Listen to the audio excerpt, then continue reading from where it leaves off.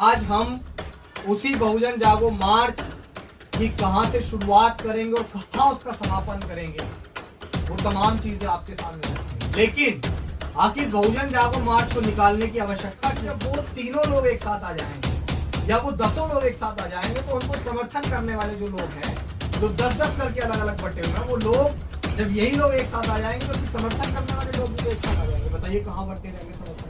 अम्बेडकर ने कहा था कि 21वीं सदी बहुजनों की है। क्या बटे हुए लोग कभी इस देश के शासक बन सकते हैं? क्या टुकड़ों में बटे हुए लोग कभी इस देश की सत्ता को हासिल कर सकते हैं? नहीं तो उठता है यार कि जो तानाशाही हुकूमत है, अगर आज आप लोगों ने एकजुट होकर तो उसके खिलाफ विद्रोह नहीं फूका तो हालात बद से बदतर है। मुस्लिम कौम के क्या हालात हैं, दलित समाज के क्या हालात हैं, पिछड़े समाज के क्या हालात हैं, क्या छुपा है? कि मैं दोबारा आप लोगों को बता दूं कि 23 जुलाई को बहुजन जागो मार्च यानी कि बहुजन नेताओं को साथ लाने के लिए जो यात्रा हम लोग निकाल रहे हैं, इस यात्रा की शुरुआत बाबा साहेब अम्बेडकर की जन्मस्थली, जिसको आज डॉक्टर अम्बेडकर नगर के नाम से जाना जाता है, मध्य प्रदेश के महू से, बाबा साहेब अम्बेडकर की जन्मस्थली से हम इस बहुजन जागो मार्च की शुरुआत। पागलों के लिए तो पागल खाने होते हैं, लेकिन बुद्धि जब भी शांत होता है जब उसकी जिद नहीं होती।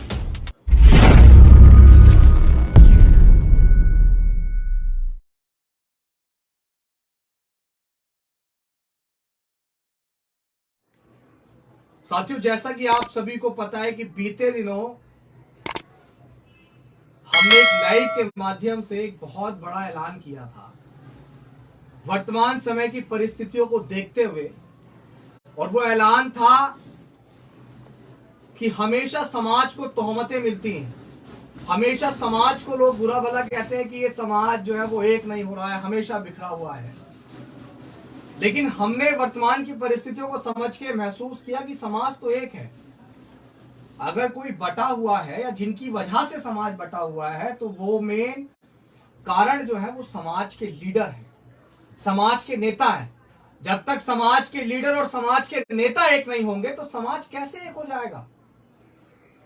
जब हमने इस बात को समझा और महसूस किया, काफी लंबे समय से इस बात का इंतजार कर रहे थे कि कोई तो शख्स ऐसा है जो आए और आने के बाद इस मुहिम को छेड़े, बहुजन नेताओं को साथ लाने की मुहिम को छेड़े, क्योंकि आज हम उसी बहुजन जागो मार्च की कहां से शुरुआत करेंगे और कहां उसका समापन करेंगे, वो तमाम चीजें आपके सामने रखेंगे। लेकिन आखिर बहुजन जागो मार्च को निकालने की आवश्यकता क्यों पड़ी, ये बात भी आप तमाम लोगों के सामने रखना बहुत जरूरी है। साथियों, मैं एक पॉलिटिकल पार्टी का लीडर हूं, मैं समाज से हूं।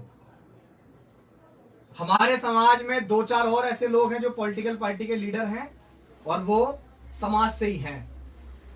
तो हो सकता है कि कुछ लोगों को मेरा काम बेहतर लगता हो, कुछ लोगों को दूसरे लीडर का काम बेहतर लगता हो, कुछ लोगों को तीसरे लीडर का काम बेहतर लगता हो।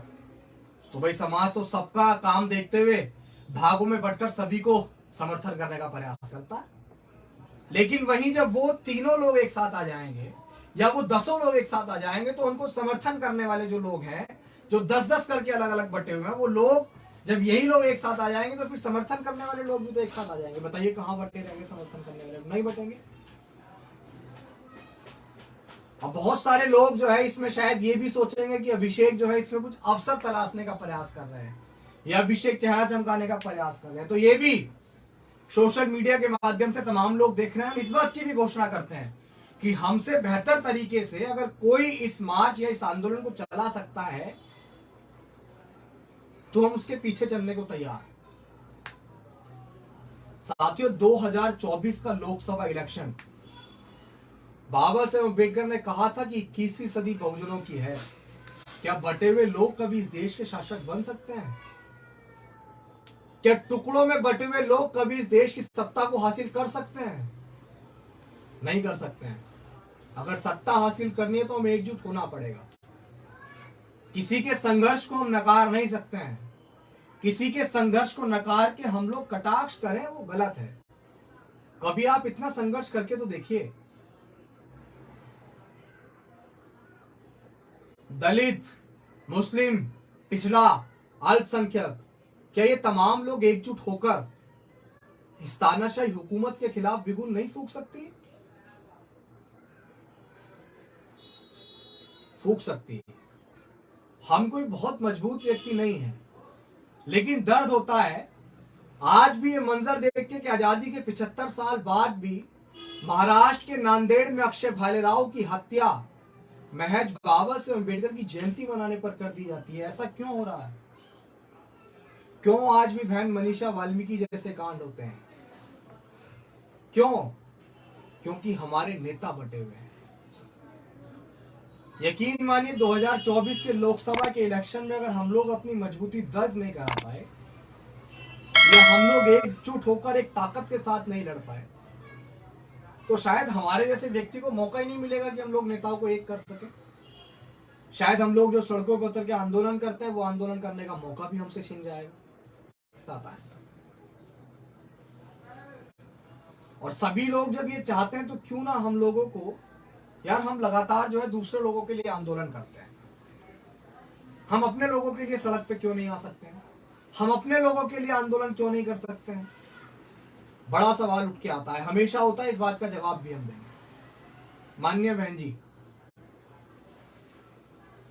वो समाज की सबसे बड़ी लीडर है, आप इस बात को दरकिनार नहीं कर सकते हैं। उन्होंने बहुत काम किया है। उनके ऊपर कटाक्ष करने से पहले उनके संघर्ष को भी देखिए। हमारे अंदर एक बड़ी कमी है कि हम हमारे बीच से चले जाने के बाद लोगों का गुणगान करते हैं। माननीय बहन जी के काम को, उनके संघर्ष को आप लोग नकार नहीं सकते हैं। अगर वो आज रिटायरमेंट भी ले लें या वो आज घर भी बैठ जाएं तो भी समाज को कोई आपत्ति नहीं होना चाहिए। जितना काम उन्हें करना चाहिए था उन्होंने उससे ज्यादा किया समाज के लिए। उन्होंने ऐसे समय में पॉलिटिक्स शुरू की जिस समय, और वो महिला है, महिला की जिंदगी में कुछ भी करना इतना मुश्किल होता है। उसके बाद वो उत्तर प्रदेश की 4 बार मुख्यमंत्री बनी, तो आप उनकी चीजों पर संदेह नहीं कर सकते। इसके बाद बात निकल के आती है चंद्रशेखर आजाद जी की। परिस्थितियां क्या रही होंगी हमें नहीं पता, लेकिन सच यही है कि आप चंद्रशेखर आजाद जी के संघर्ष को भी नकार नहीं सकते हैं। अगर उन्होंने जेलें काटी हैं तो समाज के लिए। 16 से 17 महीने वो जेल में रहे, जब सहारनपुर के अंदर हमारी माताओं बहनों की इज्जत आबरू के साथ खिलवाड़ किया गया, 40 से ज्यादा घर जला दिए गए। किसी को तो मैदान में उतरना पड़ता अपनी एकता दिखाने के लिए, और चंद्रशेखर आजाद जी ने मैदान में उतरकर मुंहतोड़ जवाब दिया। आज 100 से ज्यादा मुकदमे हैं उनके ऊपर, किसके लिए? आप उनको भी अकेला नहीं छोड़ सकते हैं। किसी भी संघर्ष करने वाले व्यक्ति को आप अकेला नहीं छोड़ सकते हैं। हाँ, लेकिन आप सवाल जरूर कर सकते हैं दोनों से कि आप लोग एकजुट क्यों नहीं हो रहे हैं। हम लोग उदित राज जी के संघर्ष को भी नकार नहीं सकते हैं, उन्होंने भी बहुत काम किया। हम लोग ओम प्रकाश राजभर के संघर्ष को भी नकार नहीं सकते, उन्होंने भी बहुत काम किया। लालू प्रसाद यादव जी ने बहुत काम किया, उनके संघर्ष को भी हम नहीं नकार सकते हैं। वर्तमान में अखिलेश यादव है, उन्होंने भी बहुत काम किया, नहीं नकार सकते हैं। लेकिन सवाल यहाँ ये उठ के आता है कि एक बायोलॉजिकल बहुजन होता है, एक आइडियोलॉजिकल बहुजन होता है। लेकिन यार जो आइडियोलॉजिकल बहुजन है उसकी जिम्मेदारी है ना कि जो बायोलॉजिकल बहुजन है उनको भी आइडियोलॉजिकल बहुजन बनाना। क्या मान्यवर कांशीराम साहब जिस बहुजन समाज की स्थापना करना चाहते थे, क्या वो बहुजन महज किसी एक जाति से बन सकता है? किसी एक जाति को जोड़कर बहुजन बन सकता है? इस देश में मुस्लिम समुदाय है, उनके एक लीडर है बड़े, ओवैसी साहब, वो भी अपनी कौम के लिए और समाज के लिए बड़ा संघर्ष कर रहे हैं। सवाल ये उठता है यार कि जो तानाशाही हुकूमत है, अगर आज आप लोगों ने एकजुट होकर उसके खिलाफ बिगुल नहीं फूका तो हालात बद से बदतर है। मुस्लिम कौम के क्या हालात हैं, दलित समाज के क्या हालात हैं, पिछड़े समाज के क्या हालात हैं, क्या छुपा है किसी से? नहीं छुपा। साथियों, बहुजन जागो मार्च का उद्देश्य सिर्फ इतना ही है कि कैसे ही हमारे समाज के बटे हुए नेता एकजुट होकर इस तानाशाही हुकूमत के खिलाफ बिगुल फूंक कर चुनाव लड़े और ये एहसास कराएं कि मान्यवर कांशीराम साहब के द्वारा बनाया गया बहुजन समाज आज भी इकट्ठा होकर सत्ता की कुर्सी पर पहुंचना चाहता है। यहां समय किसी का कटाक्ष करने का नहीं है, यहां समय किसी को गालियां देने का नहीं है, यहां समय किसी को ऊंचा किसी को नीचा बताने का नहीं है। आप किसी के संघर्ष को ज्यादा नहीं बता सकते तो आप किसी के संघर्ष को बिल्कुल जीरो भी नहीं बता सकते। हो सकता है कि जिस संघर्ष की शुरुआत हम करने जा रहे हैं वो संघर्ष वाकई बड़ा है, उसकी रूपरेखा मैं आप लोगों को थोड़ा सा सामने रख देता हूं कि आपके ये बहुजन जागो मार्च शुरू कहां से होगा।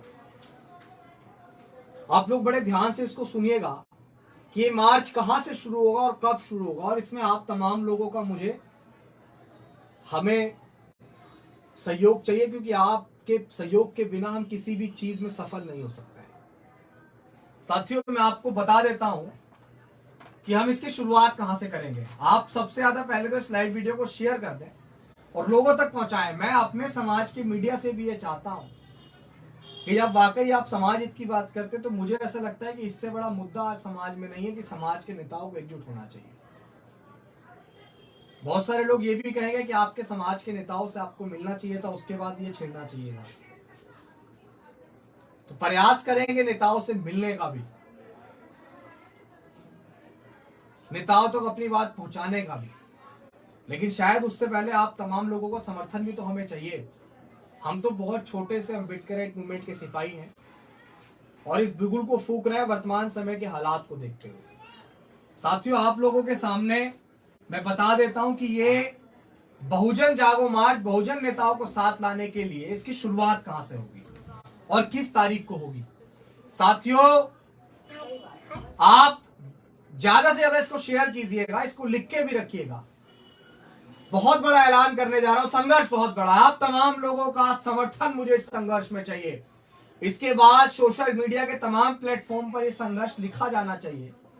ये तारीख हमारे नेताओं के कानों तक पहुंच जानी चाहिए कि आपको एक करने के लिए समाज सड़कों पर उतरेगा। साथियों, इसकी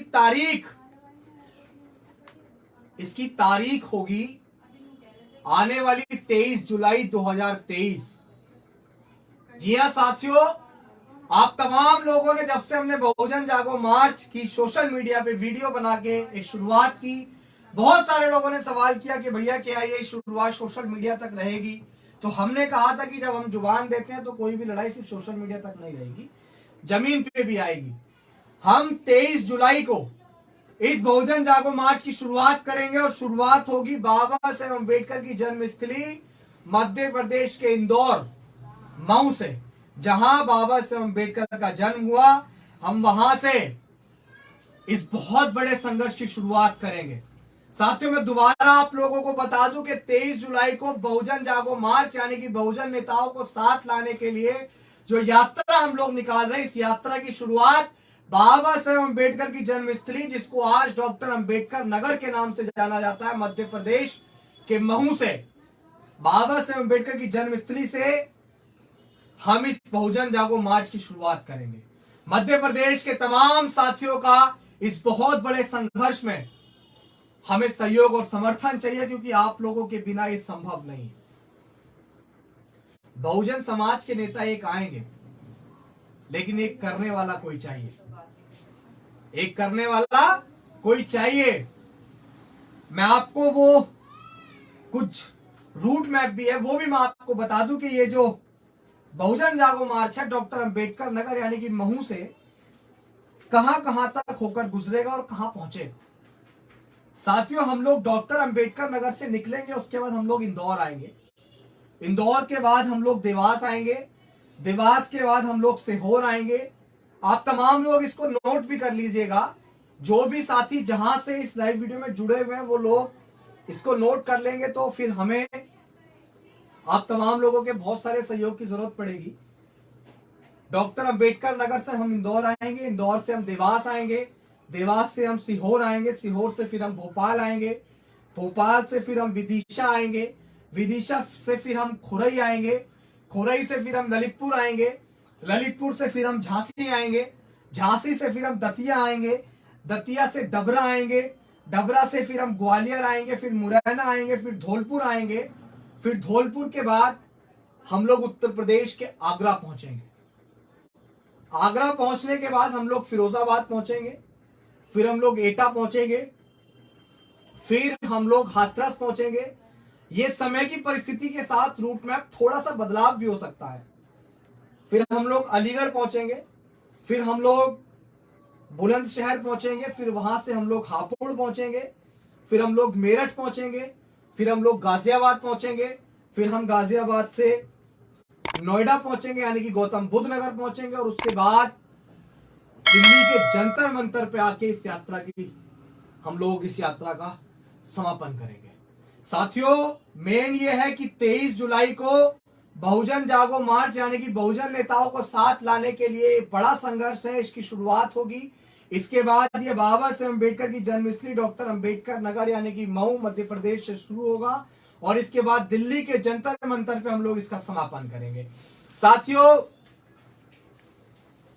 आगे की रूपरेखा, आगे की तमाम बातें आपको मीडिया के माध्यम से हम लोग जरूर रखेंगे। प्रयास करेंगे कि प्रेस कॉन्फ्रेंस भी की जाए, अपने जितने भी समाज के बहुजन मीडिया हैं उन तमाम लोगों को बुलाकर, ताकि आप लोगों तक बातें और बड़ी संख्या में पहुंच जाए। अभी से आप लोग तैयारी कीजिए कि अपने अपने ट्विटर पे अकाउंट बनाइए। ये बड़ा संघर्ष है, इस संघर्ष में आप लोगों का समर्थन जरूर चाहिए। हो सकता है कि इस संघर्ष में बहुत सारी कठिनाइयां आए, ये बड़ा संघर्ष है, लेकिन यकीन दिलाते हैं कि आपको हार नहीं मानेंगे। आज से पहले भी हार नहीं मानी तो आज भी हार नहीं मानेंगे। इस कारवा को बिल्कुल फूकना पड़े। खिलाफ क्या है? जो लोग हमें कहते हैं कि एक हो जाओ, जब वो खुद एक नहीं है तो फिर समाज को कैसे एक करेंगे? समाज कैसे एक होगा? बहुत सारे लोग मुझे पागल भी कहेंगे कि क्या है, कुछ भी नहीं, और इतना इतना इतना बड़ा जो है इसने वो कर दी, शुरुआत कर दी। मैं पागल नहीं हूं, मैं जिद्दी हूं, और पागलों के लिए तो पागल खाने होते हैं, लेकिन जिद्दी जब भी शांत होता है जब उसकी जिद पूरी होती है।